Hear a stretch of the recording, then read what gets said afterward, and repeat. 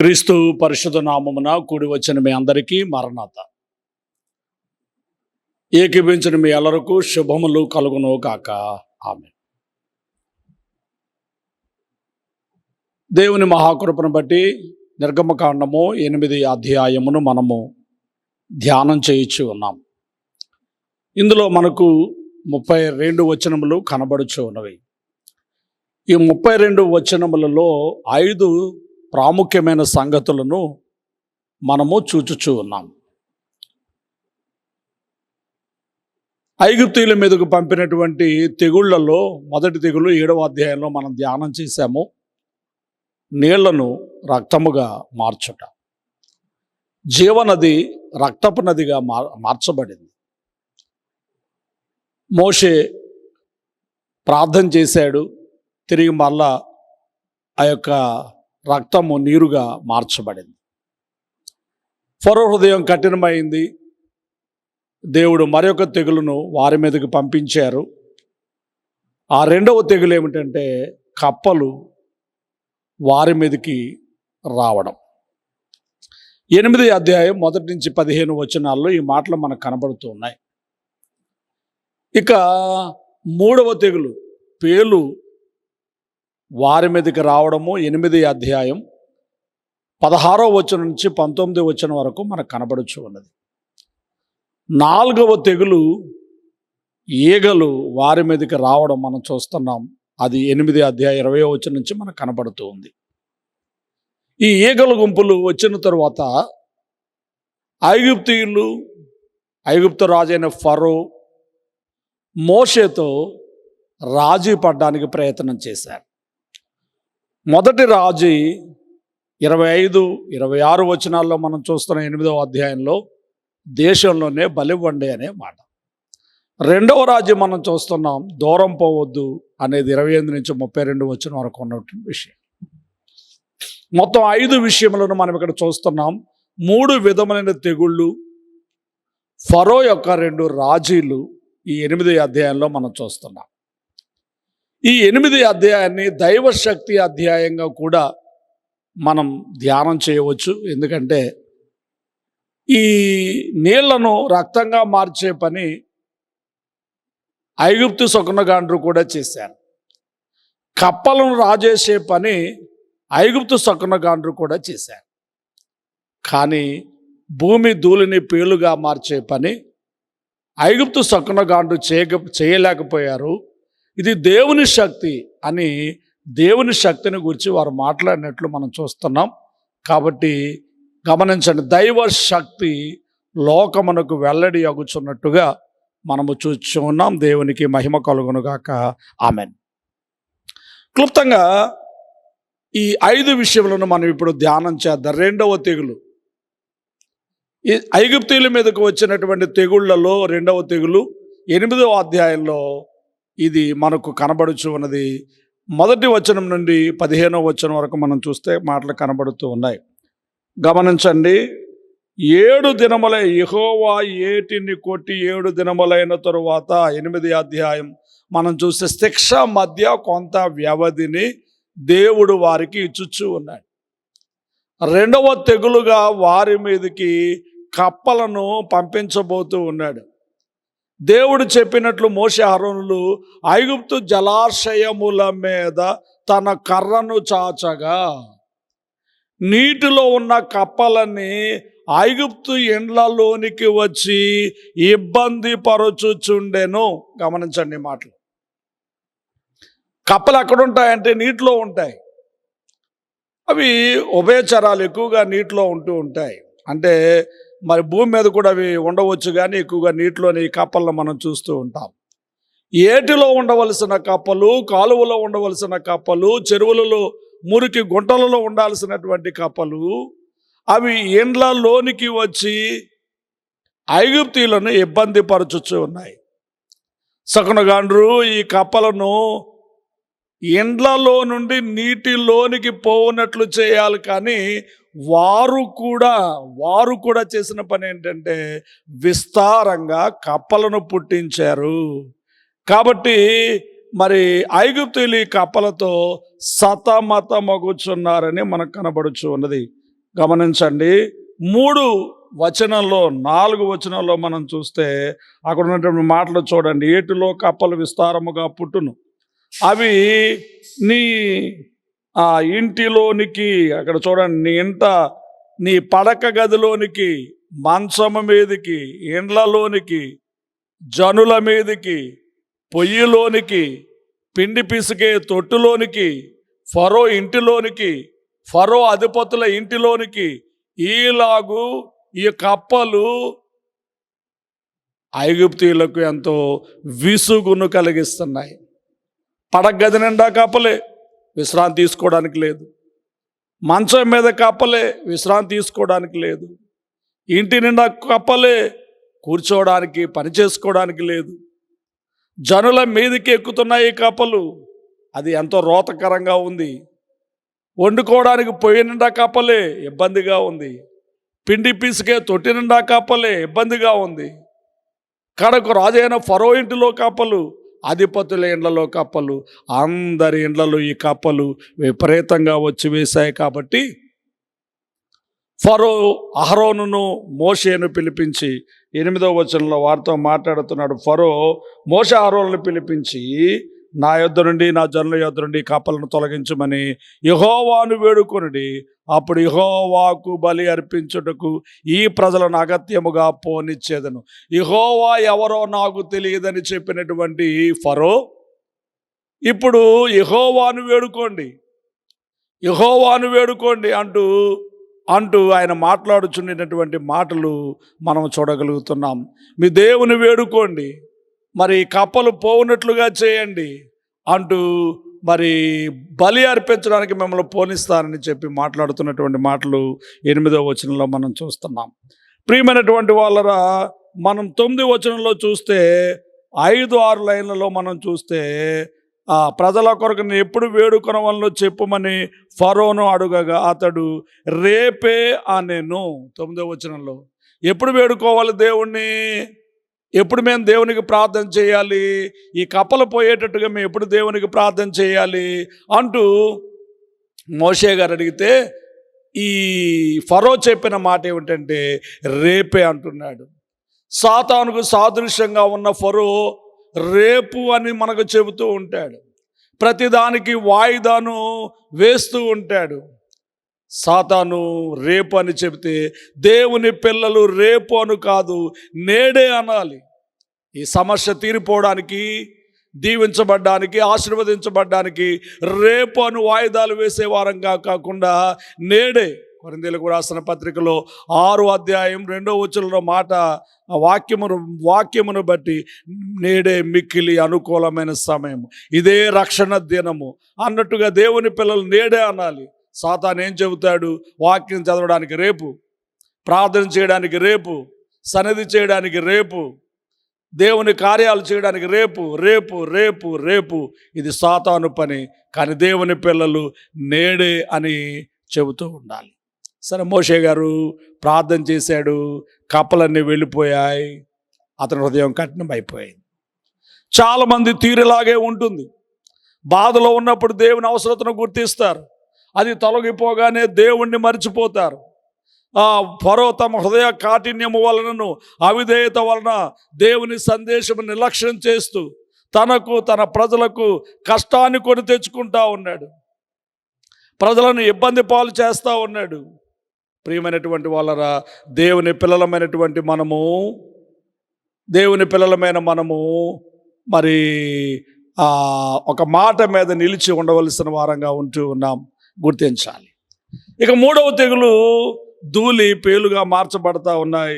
అది 16వ వచనం నుంచి మనం చూసినప్పుడు ఈ మాటలు కనబడుతూ ఉన్నాయి. 16వ వచనం నుంచి 19వ వచనం వరకు మనం చూస్తే 3వ తెగులు ఐగుప్తీయుల మీదకి పేలు, మిన్నల్లి అనే మాట మనం అక్కడ చూడగలుగుతూ ఉన్నాం. ఈ ధూళిని కొట్టగానే అవి పేలుగా మారి ఐగుప్తీయుల పశువులను, ప్రజలను పట్టి పీడిస్తూ ఉన్నాయి.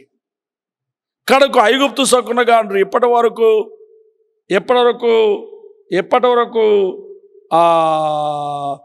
మేము కూడా చేయగలమని కార్యం చేసినటువంటి శకునగాండ్రు కూడా ఆ కార్యమును చేసినట్టుగా ఆ బాధలో వారు మరి ఇబ్బందిలో ఉన్నట్టుగా కూడా మనం చూస్తున్నాం. 18వ వచనం చూడండి. శకునగాండ్రు కూడా పేలును పుట్టించవలనని తమ మంత్రముల చేత అటు చేసిరి గాని అది వారి వలన కాకపోయాను. పేలు మనుషుల మీదను జంతువుల మీదను ఉండగా శకునగాండ్రు ఇది దేవుని శక్తి అని ఫరోతో చెప్పిరి. ఇది దేవుని శక్తి అని ఫరోతో చెప్పిరి. దేవునికి స్తుతి కలుగును గాక, దేవునికి స్తోత్రము కలుగును గాక. అంటే అంతకుముందు వారు చేయడానికి ప్రయత్నం చేశారు, ఆ ప్రయత్నం ఫలితం వచ్చింది, కానీ ఇప్పుడు వారికి సాధ్యము కాలేదు. ఇది వరకటి వల్లనే మంత్రశక్తితో వారు కార్యం చేయాలని ఉద్దేశించారు, కానీ ఇప్పుడు వారి సాధ్యం కాలేదు. కాబట్టి వారి అసక్తతను వారు గుర్తించారు. వారి యొక్క మరి చేతకానితనమును వారు గుర్తించి 19వ అధ్యాయంలో వారు చెప్పే మాట, ఇది దైవ శక్తి, దేవునికి స్తుతి కలుగును గాక, దేవునికి స్తోత్రం కలుగును గాక. అయినప్పటికీ కూడా ఫరో హృదయము కఠినపరచబడింది కనుక వారిని విడిచిపెట్టడాయను.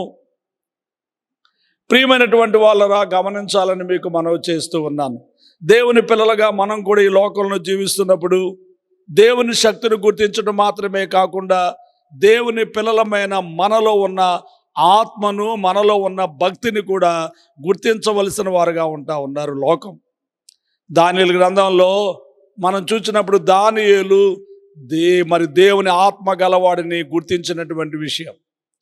అలాగే ఆదికాండంలో మనం చూస్తే యోసేపు దేవుని ఆత్మగల మనుషుడని గుర్తించినటువంటి విషయాలు, ఆ సాక్ష్యాలు మనం ఆ గ్రంథాల్లో మనం చూడగలుగుతున్నాం. కనుక దేవుణ్ణి గుర్తించుట, దేవుణ్ణి బట్టి దేవుని పక్షంగా పనిచేసే దేవుని సేవకులమైన మనల్ని కూడా గుర్తించి లోకము వీరిలో దేవుడు ఉన్నాడు, దేవుని ఆత్మ ఉన్నది అని చెప్పుకునేటట్టుగా మనము జీవించవలసిన వారంగా ఉంటున్నాము, గ్రహించాలని మీకు మనం చేస్తూ ఉన్నాను. ఇక 4వ తెగులు వారి మీదకి వచ్చినట్టుగా మనం చూస్తాం. 4వ తెగులు ఏంటంటే ఈగలు. 24 వచనంలో మనం చూస్తే ఈ మాటలు, యెహోవా అలాగు చేసెను, బాధాకరమైన ఈగల గుంపులు ఫరో ఇంటిలోకిని అతని సేవకులలోనికి వచ్చి ఐగుప్తు దేశం అంతటా వ్యాపించెను. ఆ దేశము ఈగల గుంపుల వలన చెడిపోయెను. ఆ దేశము ఈగల గుంపుల వలన చెడిపోయెను. గమనించాలి ఈ మాటలు.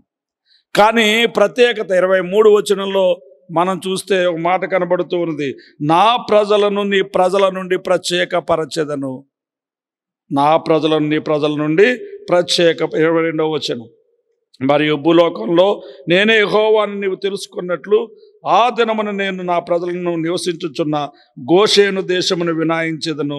అక్కడ ఈగల గుంపులను, ప్రత్యేకించి ఈగలనేవి ఉంటే గనక అన్ని చోట్ల ఉంటాయి కదా, కానీ నేనేం చెబుతున్నారంటే గోషెను దేశంలో, ఇశ్రాయేలు నివసించే గోషెను దేశంలో, గోషెను ప్రాంతంలో ఈగలు ఉండవు, కానీ మీ ఐగుప్తీయుల ఇళ్ళన్నిటిలో కూడా గుంపులు ఉంటాయని ఆయన తెలియచేస్తున్నట్టుగా మనం చూస్తూ ఉన్నాం. ప్రియమైనటువంటి వాళ్ళరా, నా జలను నేను ప్రత్యేకపరుచు, 23వ, నా ప్రజలను నీ ప్రజల నుండి ప్రత్యేకపరచెదను. రేపు ఈ సూచక్రియ జరుగునని యెహోవా సెలవిచ్చుచున్నట్టు నీవు చెప్పవలెను. దేవునికి స్తుతి కలుగును గాక, దేవునికి స్తోత్రం కలుగును గాక.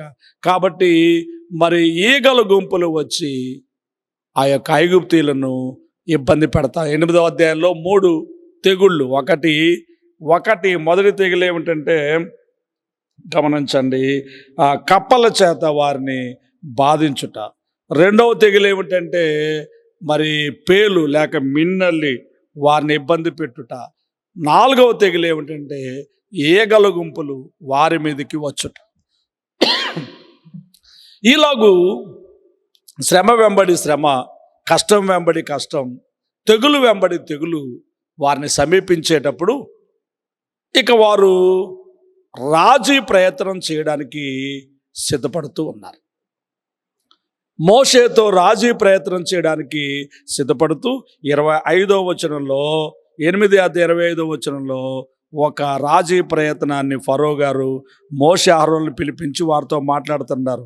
25 అప్పుడు ఫరో మోషే అహరోనును పిలిపించి, మీరు వెళ్ళి ఈ దేశములో మీ దేవునికి బలి అర్పించుడని వారితో చెప్పగా, ఈ దేశంలో మీ దేవునికి బలి అర్పించుడని వారితో చెప్పగా, ఈ దేశంలోనే మీ దేవునికి బలి అర్పించండి, ఈ దేశంలోనే మీ దేవునికి బలి అర్పించండి అంటూ ఆయన ఒక రాజీ ప్రయత్నమును చేస్తూ ఉన్నాడు. అందుకు మోషే గారు చెబుతూ ఉన్నాడు, మోషే 26వ వచనం, అట్లు చేయ తగదు, మా దేవుని యెహోవాకు మేము అర్పించవలసిన బలి ఐగుప్తీయులకు హేయము. ఇదిగో మేము ఐగుప్తీయులకు హేయమైన బలిని వారి కనులు ఎదుట అర్పించినలా వారు మమ్మను రాళ్లతో కొట్టి చంపుదురు గదా. ఫరో మోషే అహరోనును పిలిపించి వారితో ఒక రాజీ ప్రయత్నం చేయడానికి ఒక మాట చెబుతూ ఉన్నాడు. ఏంటి ఆ మాట అంటే, దేశములోనే మీరు బలి అర్పించండి. బాగానే ఉంది, వెరీ గుడ్, దేశంలో బలి అర్పిద్దామని వారు సిద్ధపడలేదు. కానీ మోషే చెబుతున్నాడు, చాలా క్లియర్గా చెబుతా ఉన్నాడు, అట్లు చేయ తగదు. ఎందుకు అంటే, మేము అర్పించే బలి ఐగుప్తీయులకు హేయము. మేము ఈ బలిని అర్పిస్తే వారు రాళ్లతో కొట్టి చంపుతారేమో. అంటే బహుశా ఫరో యొక్క కుట్ర ఏమిటంటే, ఐగుప్తీయుల ద్వారా ఇశ్రాయేలీలను హతము చేయించుట సాతాను యొక్క యంత్రము, సాతాను యొక్క తంత్రము కావచ్చు. ఐగుప్తీయులకు ఇశ్రాయేలీలకు ఉండినటువంటి భేదం ఏమిటి? వారికి ఇశ్రాయేలులో హేయమైనది, ఇష్టం లేనిది ఏమిటి అని మనం చూస్తే కొన్ని మాటలు మనకు 3 విషయాలు. ఆదికాండము 43వ అధ్యాయము 32వ వచనం చూడండి. ఆదికాండము 43వ అధ్యాయము 32వ వచనం చూస్తే, అతనికిని వారికిని అతనితో భోజనము చేయుచున్న ఐగుప్తీయులకును వేరుగా వడ్డించిరి. ఐగుప్తీయులు హెబ్రీలతో కలిసి భోజనము చేయరు, అది ఐగుప్తీయులకు హేయము. ఐగుప్తీయులు హెబ్రీలతో కలిసి భోజనము చేయరు, అది ఐగుప్తీయులకు హేయము. ఐగుప్తీయులకు హేయమైన విషయాలు 3 విషయాలు. ఇప్పుడు 43వ అధ్యాయం 32వ వచనంలో యోసేపు గారు అన్నదమ్ములకు విందు చేయించిన చరిత్ర మనం చూస్తున్నాం. ఆ హెబ్రీలకు ప్రత్యేకంగా ఒక భోజనం, ఐగుప్తీయులకు ప్రత్యేకంగా ఒక భోజనం ఏర్పాటు చేయడం జరిగింది. ఎందుకు ఇలా జరిగింది అంటే 32వ వచనంలో చెబుతా ఉన్నారు, వేరువేరుగా ఎందుకు వడ్డించారంటే, ఐగుప్తీయులు హెబ్రీలతో కలిసి భోజనము చేయరు, అది ఐగుప్తీయులకు హేయం. అంటే భోజనము చేయుట హేయము అంటే దీని యొక్క ఆత్మీయమైన భావం ఏమిటి అంటే, సహవాసము, దేవునితో సహవాసము చేయుట, దేవుని బిడ్డలతో సహవాసము చేయుట, అది సాతాను పిల్లలకు హేయము. కానీ మన ప్రభు చెబుతున్న మాట ఏమిటంటే, ఇదిగో నేను తలుపున వద్ద నిలుచుండి తడుతున్నాను, ఎవడైనా నా స్వరం విని తలుపు తీస్తే నేను అతడు నాతో కలిసి భోజనం చేస్తాము. దేవునికి స్తుతి కలుగునుగాక. దైవజనుడు రాసిన కీర్తనలో, పాపులు సుంకరులు ఉన్న పంక్తిలో పూజించినావు రక్షకానా వందనాలు, శ్రీ రక్షకానా వందనాలు. పాపులు సుంకరులు ఉన్న పంక్తిలో భుజించిన రక్షక నా వందనాలు. కాబట్టి మనము దేవుని పిల్లలు అందరితో కలిసి భోజనం చేస్తారు. ముఖ్యంగా పాపులు సుంకరులతో కలిసి భోజనం చేసి వారిని దేవుని వైపు తిప్పుతూ ఉంటారు. కానీ ఐగుప్తీయులు ఈ సహవాసమునకు ఇష్టపడరు. రెండవదిగా మనం చూసినప్పుడు 46వ అధ్యాయం, ఆదికాండంలో 46వ అధ్యాయం 33వ వచనాన్ని మనం చూస్తే, గొర్రెల కాపరి అయిన ప్రతివాడు ఐగుప్తీయులకు హేయుడు, గొర్రెల కాపరి అయిన ప్రతివాడు ఐగుప్తీయులకు హేయుడు. గమనించండి. రెండవది ఏమిటంటే కాపరులు, గొర్రెల కాపరులుగా ఉండే వాళ్ళందరూ ఐగుప్తీయులకు హేయులు. అంటే దీని ఆత్మీయమైన భావం ఏమిటి అంటే కాపరి ఎవరైతే ఉంటారో ఐగుప్తీయులకు వారు హేయులు. అంటే సేవ, కాపరత్వము. ఆయన గొప్ప కాపరి, ప్రధాన కాపరి, ఆత్మ కాపరి. మన ప్రభు గొర్రెల కొరకు ప్రాణం పెట్టడానికే వచ్చిన నిజమైన కాపరి. అంటే సేవ చేసేవాళ్ళు. సహవాసం అంటే ఐగుప్తీయుల కంటే సాతాను పిల్లలకు ఇష్టం ఉండదు. అలాగే సేవ కూడా సాతాను పిల్లలకు ఇష్టం ఉండదు. ఇక మూడవది నిర్గమకాండం 8:26 మనకి ఇప్పుడు మనం చదువుతున్నాం కదా. అందులో మరి మోషే గారు చెబుతూ ఉన్నాడు, అట్లు చేయతగదు, మేము అర్పించేటటువంటి బలి ఆ ఐగుప్తీయులకు అది హేయము. యెహోవాకు మేము అర్పించే, మా దేవుడిని యెహోవాకు మేము అర్పించేటటువంటి బలి అది ఐగుప్తీయులకు హేయము. దీని ఆత్మీయమైన భావం ఏమిటంటే బలి అనగా స్తోత్ర బలి, స్తుతి బలి, ఆరాధన, దేవుణ్ణి స్తుతించడం. ఇది ఐగుప్తీయులకు హేయం. సాతాను పిల్లలకు హేయమైన విషయాలు మరి కలిసి హెబ్రీలతో కలిసి భోజనం చేయడం హేయము. ఆ గొర్రెల కాపర్లు అంటే హేయము. బలి, దేవుడికి బలి అర్పించడం అంటే హేయము. దీని భావం ఏమిటి అంటే ఆత్మీయమైన భావం ఏమిటి అంటే హెబ్రీలతో కలిసి భోజనం చేయడం అంటే సహవాసం. అంటే దేవుని పిల్లలతో సహవాసం చేయడం సాతానుకి ఇష్టం ఉండదు, అది హేయము. సేవ చేసేవారంటే సాతానుకి ఇష్టం ఉండదు, అది హేయము. అలాగే బలి, ఇశ్రాయేలు అర్పించేటటువంటి బలి అనగా ఆరాధన, స్తోత్ర బలులు, అది కూడా సాతానుకు హేయమైనటువంటి విషయముగా, సాతాను పిల్లలకు హేయమైన విషయంగా మనం గుర్తించాలి. కాబట్టి అట్లు చేయతగదు. మీకు ఇష్టం లేనిది మీ కళ్ళ ముందు చేస్తే మీరు ఊరుకుంటారా? మమ్మల్ని చంపుతారేమో. కాబట్టి మేము దేశములో బలి ఇవ్వము అన్నాడు. ఇప్పుడు రెండవ రాజయాత్రం మనం చూస్తాం. 28వ వచనంలో అందుకు ఫరో, మీరు అరణ్యములో మీ దేవుడిని యెహోవాకు బలి అర్పించుటకు మిమ్మల్ని పోనిచ్చేదను కానీ దూరము పోవద్దు, దూరము పోవద్దు. సాతాను మన చెవిలోనికి వచ్చి చెప్పేటటువంటి బోధ ఇదే.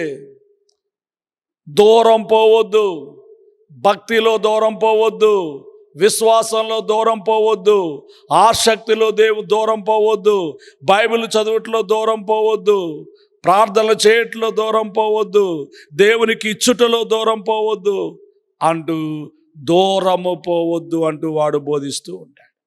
చదువులో దూరం వెళ్ళు, ఉద్యోగాల్లో దూరం వెళ్ళు, ఆస్తిలో దూరం వెళ్ళు, సంపదలో దూరం వెళ్ళు. ఈ కార్యక్రమాలన్నీ చేయడంలో ఎంత దూరమైన వెళ్ళు, కానీ భక్తిలో, విశ్వాసంలో, దేవునికి ఇచ్చట్లో, దేవుని కార్యం చేయట్లో దూరం పోవద్దని సాతాను బోధిస్తూ ఉంటాడు. రాజుల మొదటి గ్రంథం 19వ అధ్యాయం 7వ వచనాన్ని మనం చూస్తే దేవుని యొక్క మరి చిత్తం ఏమై ఉన్నదో అక్కడ మనకు కనబడుచు ఉన్నది. రాజుల మొదటి గ్రంథం 19వ అధ్యాయం 7వ వచనాన్ని మనం చూస్తే అక్కడ ఏలియాతో మరి మాట్లాడుచున్నటువంటి మాటలు మనకు కనబడుచు ఉన్నవి. 19వ అధ్యాయము 7వ వచనం. అయితే యెహోవా దూత రెండవ మారు వచ్చి అతని ముట్టి, నీ శక్తికి మించిన ప్రయాణము నీకు సిద్ధమై ఉన్నది, నీవు లేచి భోజనము చేయమని చెప్పినప్పుడు శక్తికి మించిన ప్రయాణము నీ కొరకు సిద్ధపరచబడి ఉన్నది. శక్తికి మించిన ప్రయాణము. సాతాను ఏమన్నాడు? దూరం వెళ్ళబాకండి. దేవుడేమన్నాడు? నీ శక్తికి మించిన ప్రయాణం. అంటే శక్తికి మించి ప్రయాణము చేయడాన్ని దేవుడు కోరుకుంటూ ఉన్నాడు. సాతానేమో శక్తి ఉన్నా దూరం వెళ్ళబాకండి అంటున్నాడు. ఇది సాతాను మన చెవిలో చెప్పేటటువంటి బోధ. ఈ సాతాను బోధన మనం వినేవారంగా కాకుండా శక్తికి మించిన ప్రయాణమును మనము చేయవలసిన వారమై ఉన్నాం. ఏలియా గారు తో దేవదూత మాట్లాడుతూ రెండవసారి అతన్ని తట్టి లేపి, నీ శక్తికి మించిన ప్రయాణము నీ కొరకు సిద్ధపరచబడి ఉన్నది, లేచి భోజనము చేయమని చెబుతూ ఉన్నాడు. గమనించాలి. కాబట్టి ఇప్పుడు గుర్తించాల్సిన విషయం, సాతాను బోధ, దేవుని బోధ. సాతాను బోధ భక్తిలో, విశ్వాసంలో, దేవునికి ఇచ్చుట్లో, దేవుని కార్యాలు చేయట్లో, సేవ చేయట్లో దూరం పోవద్దు, దూరం పోవద్దు, దూరం పోవద్దు, దూరం పోవద్దు. యెహోవా దేవుడు లేక యేసుక్రీస్తు ప్రభు మనతో చెప్పే మాట ఏమిటంటే, శక్తికి మించిన ప్రయాణం నేను నీ కొరకు సిద్ధం చేశాను. ఏమిటి ఏలియాకు శక్తికి మించిన ప్రయాణం? ఏ రాణి చంపుతానని బెదిరించిందో, ఏ రాజు చంపడానికి ప్రయత్నం చేశాడు, అదే అహాబు రాజు, అదే యెజబెలు రాణి, వారి మరణం ఎలా సంభవిస్తుందో వారి వద్దకు వెళ్ళి చెప్పడం. ఇదంతా ఒక ఎత్తు అయితే, అసలు నీకు మరణమే లేదు, మరణించకుండానే అగ్ని గుర్రాలు, అగ్ని రథాలు వచ్చి నిన్ను సుడిగాలి చేత ఆరోహణం చేస్తాయి. ఇది శక్తికి మించిన ప్రయాణం. మరణించకుండా సుడిగాలి చేత పరలోకానికి ఎగిరి వెళ్ళిపోవడం, ఇది శక్తికి మించిన ప్రయాణం. అలాగే రేపటి దినమందు మనందరం కూడా శక్తికి మించి ప్రయాణం చేయాలి. యేసు ఆర్భాటంతో, ప్రధాన దూత శబ్దంతో, దేవుని బోరతో పరలోకా నుండి రాబోతూ ఉన్నాడు. వచ్చినప్పుడు మనందరం కూడా ఎగిరి మేఘమెక్కవలసిన వారమై ఉన్నాం. ఆ యొక్క శక్తికి మించిన ప్రయాణమునకు మనమందరం సిద్ధపడాలి. దూరం పోవద్దు కాదు. సాతాను మనకి చెప్పే మాట అదే, దూరం పోవద్దు, దూరం పోవద్దు, దూరం పోవద్దు. కానీ దేవుని పిల్లలమైన మనము శక్తికి మించి దేవుని కొరకు పనిచేస్తూ, శక్తికి మించి దేవుని కొరకు కార్యం చేస్తూ, శక్తికి మించి దేవుని కార్యాభివృద్ధి కొరకు ప్రయత్నాలు చేస్తూ, దేవుని మహిమ కొరకు మనమందరము సాగవలసిన వారంగా ఉంటూ ఉన్నాం. కానీ ఇప్పుడు మోషే గారు చెబుతున్న మాట 27వ వచనంలో, మేము 3 దినముల ప్రయాణమంత దూరము పోయి మా దేవుణ్ణి వేడుకుని. దూరం పోవద్దంటే కుదరదయా. 3 దినాల ప్రయాణం అంత దూరం వెళ్తాం. 3 దినముల ప్రయాణం అంత దూరం పోయి మా దేవుణ్ణి మేము వేడుకుంటామంటూ ఖచ్చితమైన జవాబు, సరి అయిన జవాబు చక్కగా తెలియచేస్తూ ఉన్నాడు. సరే, దేవుణ్ణి వేడుకున్నాడు మోషే. ఆ యొక్క బాధలన్నీ, ఈగల గుంపులన్నీ పోయాయి. ఆ తర్వాత ఫరో హృదయం అప్పటి మామూలుగా కఠినమైపోయింది. ఇశ్రాయేలీలను పోనీయలేదు. 9వ అధ్యాయంలో మరికొన్ని తెగుళ్ళు ఐగుప్తీయుల మీదికి వచ్చినట్టు, వారు ఇబ్బంది పడ్డట్టుగా మనం చూస్తున్నాం. రేపు ఆ సంగతులను మనం ధ్యానం చేద్దాం. దేవుడి మాటలు మీ అంతరంగములలో భద్రము చేయునుగాక. ఆమేన్. తండ్రి, ఈ మాటలు బిడ్డల అంతరంగాల్లో ఫలింపు చేయండి. మాట వినని ఫరో తన మొండితనంతో ఐగుప్తీయులందరికీ ఇబ్బంది కలగజేస్తున్నాడు. ఆరంభంలో ఒక తెగులు నీరు రక్తమైంది. పెదప ఒక్కొక్క తెగులు, కపలు, పేలు, ఈగలు ఒకటి వెంబడి ఒకటి వస్తూ వారిని ఇబ్బంది పెడుతున్నాయి. రాజీ ప్రయత్నాలు చేశాడు కానీ సరైన రాజులు కాదు. దేశంలోనే బలివ్వండి అంటాడు, దూరం పోవద్దు అంటాడు. సాతాను ఇలాగే మమ్మల్ని ప్రభు ఇబ్బంది పెట్టడానికి ప్రయత్నం చేస్తూ ఉంటుండగా, మా తండ్రి, మేము అతని తంత్రములను, అతని గుట్టును మేము గుర్తించి సాగిపోగలిగిన భాగ్యము, ధన్యత ఇచ్చి సాతాను శక్తులను జయించగలిగినటువంటి భాగ్యం ఇచ్చి నడిపించము. ప్రార్థనకు నెరవేర్పము, ఘనత కీర్తి పొందము. యేసుక్రీస్తు నామములో వేడుకొనుచున్నాము తండ్రి. ఆమెన్. పరలోకమందున్న మా తండ్రి, మీ నామం పరిశుద్ధపరచబడునుగాక, మీ రాజ్యం వచ్చునుగాక, మీ చిత్తం పరలోకమందు నెరవేరుచున్నట్లు భూమి యందు నెరవేరునుగాక. మా అనుదినాహారమును మాకు దయచేయము. వాళ్ళ అపరాధములు చేస్తున్న వారిని మేము క్షమించి ఉన్న ప్రకారం మా అపరాధాలను క్షమించుము. మమ్మను శోధనను తేకము, కీడును తప్పించుము. రాజ్యము, శక్తి, మహిమ నిరంతరము నీవే అయి ఉన్నవి. ఆమేన్. ప్రవేశ రక్తమునకు జయము, అపవాదికులకు లయము. ప్రవేశ రక్తమునకు జయము, అపవాదికులకు లయము. ప్రవేశ రక్తమును సంపూర్ణ విజయం, అపవాదికులకు అనంతకాల నాశనం. హల్లెలూయా, హల్లెలూయా, హల్లెలూయా. స్తోత్రం, స్తోత్రం, స్తోత్రం. Amen, amen, amen. మన తండ్రి అయిన దేవుని ప్రేమ, రక్షకుడైన యేసుక్రీస్తు వారి యొక్క కృప, సహాయకుడుగా ఆత్మ తండ్రి అన్యోన్య సహవాసం కూడి వచ్చిన మనలకు ఆయన వెంబడించే వారందరికీ తోడై ఉండునుగాక. ఆమేన్. మరణాత.